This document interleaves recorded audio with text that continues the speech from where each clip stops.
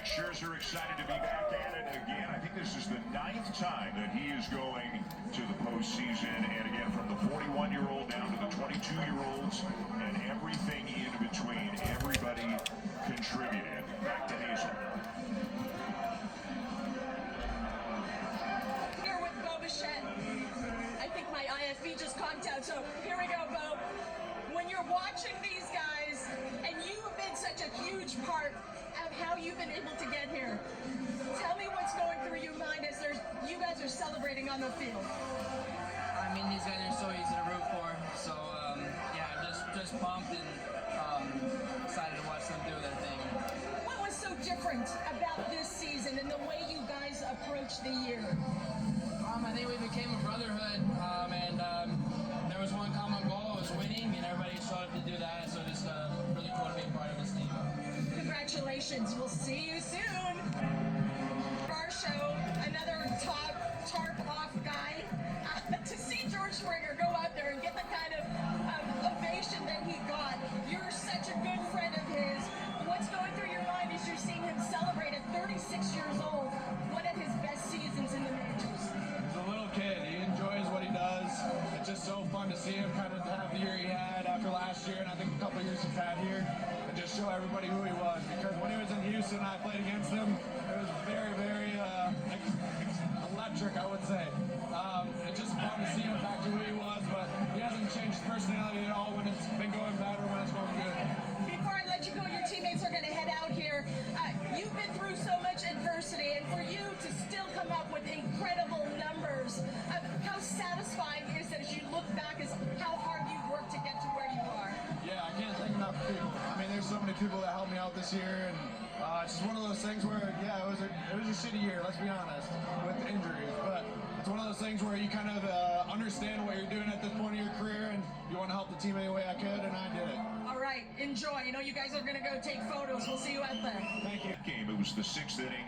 That grand slam by Varsho, one of the biggest moments they've had all year. Tough question. He came up big time in a scoreless ball game to spark a 6-run inning in the 6th inning, and that got them turned around. That kind of allowed all the players to take a deep breath and say, okay, we're all right again. Because after they clinched the postseason appearance in Kansas City, that was a little bit of an emotional letdown.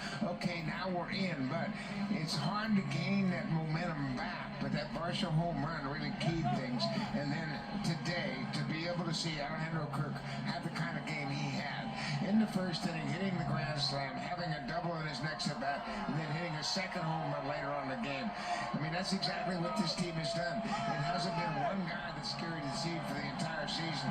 It's been a cast of characters, and they've all had their moments. And now they're coming back out on the field for another picture. They look at a much different state, obviously, than they did just after the game ended. A lot of them tarps off, as they say. Schneider, Springer, and others, but they'll come back on for a more relaxed photo to commemorate the event, and again, as they should. 49 years this franchise has been around. This is division championship number 7, their first one in 10 years. This is something to celebrate. Yeah, it sure is, especially in this division when you have so much competition and great teams up and down. Baltimore was good a couple of years ago. Tampa Bay's been consistently good. Boston and New York always field great teams, and the Blue Jays now can really raise their glass and say, you know what, we did it. We did it when nobody expected us to.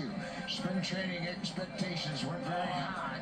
They got off to kind of a rocky start, but boy, they turned things around once the middle of May hit, and they took off as a team. Well, we shared recent days. That's pretty cool. The grounds crew is out there enjoying a celebration, and they're a big part of this as well. And the ball players really respect what they do and how they embrace this team as well. It's going to be a good week for this ball team. The Blue Jays beginning Saturday, time to be determined, but it is here. It's a 3 out of 5. Saturday, Sunday here, Tuesday, Wednesday if necessary, there, and then Friday back here for a 5th game if necessary. And as you mentioned during the broadcast, they're also the #1 seed in the American League, which means they would have home field if they advance to the ALCS. They would have home field advantage in that series as well. You can see the emotion between the manager and the coaches because they have put so much time together. You know, you think about the players and how much much time they spend here. Coaches and managers, they spend twice as much time game planning, spending off days, putting game plans together, sorting out how they're going to attack an opposing team. And there are so many people on that team that deserve a lot of credit. Pete Walker was a big part of everything they've done. Mark Budzinski, Carlos Fabulous, David Hopkins, Luann, Ali, Hunter Mintz, the coaching staff has been phenomenal. And they all have the manager's back. There's no question about that. And the manager has all of their backs, too. They talked a lot about improving the communication internally after the disappointing year last year so that everybody knew what the plans were, everybody was on the same page, and that everybody's voices could be heard. And the kind of the senior leadership group of the team, Bassett, Gosman, Springer, Guerrero, Bichette, Varsho, Kirk, those were the 7 mentioned today by John Schneider as kind of the leading voices they spoke with in the offseason about how to get everybody on the same page, make sure everybody understood what their roles were, and boy, it appears to have paid off beautifully. Back down. Davis Schneider, Davis, I mean, this can be one of the easiest things to do, doing this live interview with your teammates watching you. Tell me about this group of guys. Oh, it's special. Everyone on the whole team, you know, they have a job and they do it all together, and I feel like this is one of the best teams in the league. Hey! We just have a bunch of group of guys that play for each other, and you know, they're just great human beings first and foremost, and that's what makes a good ball club, is just great guys that love being around each other.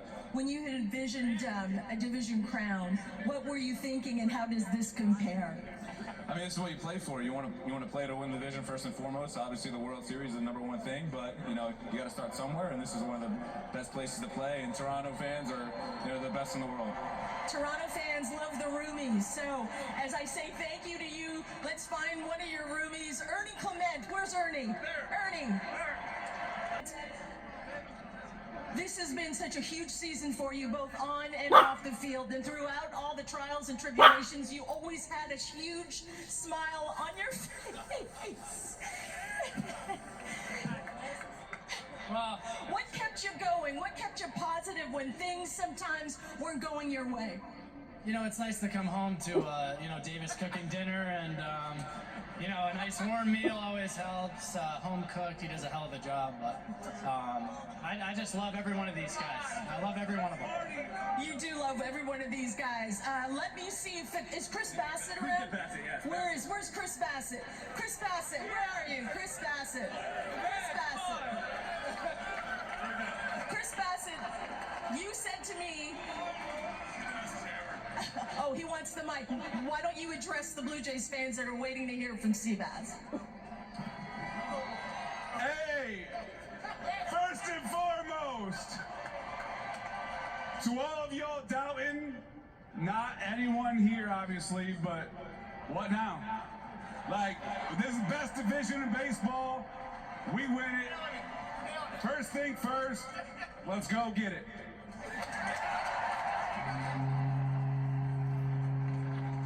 Down there, and again, this is just beginning. I thought it was great they celebrated with the grounds crew. That was awesome. It shows you the kind of guys that they are. And you and I get to see on the road, especially behind the scenes, the coaches and the staff. There are so many people who are not household names, whose faces are not well known, who are working tirelessly. You know, obviously a Pete Walker and a David Hopkins and a Mark Budzinski and a Carlos Fabulous and a Don Mattingly and a DeMarlo Hale, but it goes so far beyond those guys as well. Then Sam Green and Grant Johnson, two of the members of the pitching staff. Imagine how Pete feels. I mean, the ups and downs. What did you see? 34 different pitchers this year, and it wasn't all smooth sailing at times. But imagine what this moment means to a guy who's been in the organization as long as Pete Walker has. Absolutely. It's just a tremendous accomplishment, and you don't realize it until you've been in this situation, how much effort it takes and how many people have to be successful in order for you to win. I mean, not only the coaches, but the players, the training staff, and everybody. It's a unified effort for sure. And, you know, there's not one guy that's going to win a championship for you. It's a team effort, and we have have seen great players that are on great teams, but they don't have the support of the teammates around them.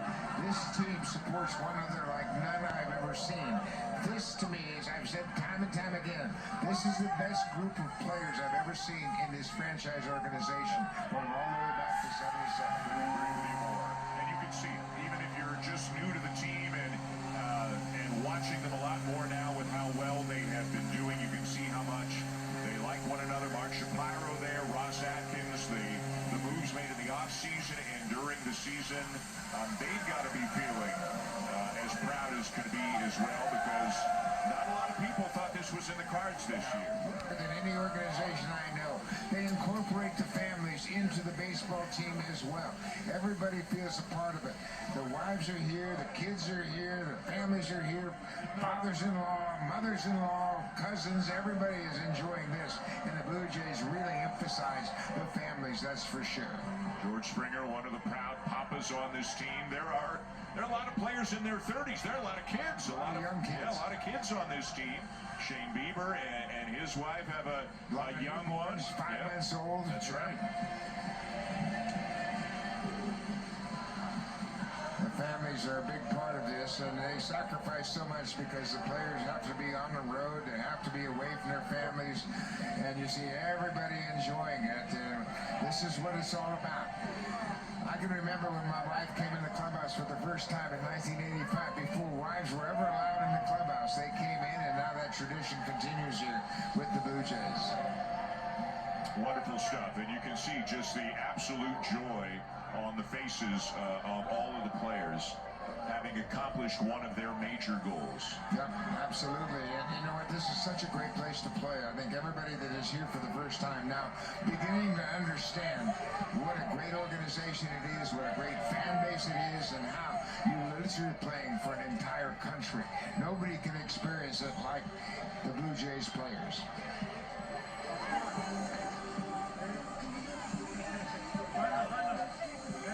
You know, a guy like Tommy Nance, who spent the first 3.5 months in the minors, came out, got big out after big out for this team. The moments that Alejandro Kirk experienced today, a curtain call, and then another couple more huge ovations. On and on and on it goes. And the story of this team is the selflessness, is the camaraderie, is how everybody contributed, and hopefully they can keep it rolling heading into October. And you know what? There's so many friends on this team and guys that have played on other teams in the past. As Chris Bassett recommended to Max Scherzer, you should come to Toronto. This is a special place, and we have a chance to win. And Max said his kids told him, Dad, go back and play one more time. We want to win the championship one more time. So you can hear it every time you talk to Max Scherzer, how much he loves the game and how much he loves experiencing these things with his teammates. And it's just a wonderful opportunity for everybody in this organization to experience this one more time. Now he's just trying to corral 4 young kids for a family photo. He's got his hands full right now. That's awesome. He's done it before, and he has 2 World Series rings to his credit, and he's looking for a 3rd. You know, Dalton Varsho talking about the ups and the downs of the season, right? Coming off shoulder surgery, then the hamstring injury that cost him a couple of months. A tough year for him personally, but to come back and to be as big a part of this as we all knew he would be if he were healthy. And you could see the smile on his face. You could hear it in his voice when he was talking to Hazel. Ty France picked up at the deadline. Little Varsho's not really in a celebratory mood right now, but that'll come along. Nah, there's a lot going on down there for the young kids, but at the same time, you know, when you talk about Dalton Varsho, he's had such a great season, and you mentioned that grand slam he hit against the Red Sox. Turned things around. George Springer, I mean, here's a guy that's been a World Series MVP, enjoying it like this was his first celebration ever. And he's 36 years old, had a phenomenal season, and he's sharing it with his family and his kids for sure. And they hope just the beginning. They will get a few days off to regroup and get ready to take on either the Yankees or the Red Sox in a division series. But congratulations to all with the Toronto Blue Jays, the champions of the American League East Division. Let's send it now to the Home Hardware Studio. And they've done it. The Toronto Blue Jays are American League East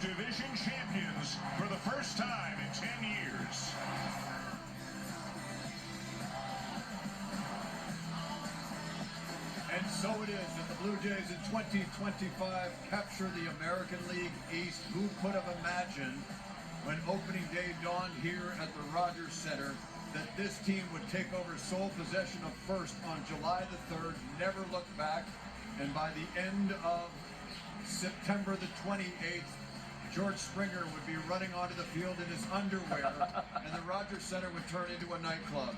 Because now this team gets 5 days off, and on Saturday will do something they have never done previously, and that is face either Boston or New York in a playoff series.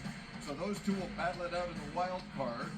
Detroit takes on Cleveland to decide who goes to Seattle, and that's what the bracket looks like as we will be covering the postseason wall to wall, and we welcome you back inside the Home Hardware Studio, the home of the American League East champion Toronto Blue Jays. I'm Jamie Campbell. Here is Joe Siddall. And remember, the Yankees swept their series against Baltimore, so the Blue Jays, as it turned out, needed to take all three from Tampa Bay. And you know what we do around here when this team sweeps? I know this ticks off a lot of Yankee people, but I've been doing that for many, many years, and that is the broom that determines that this is a successful baseball team in 2025.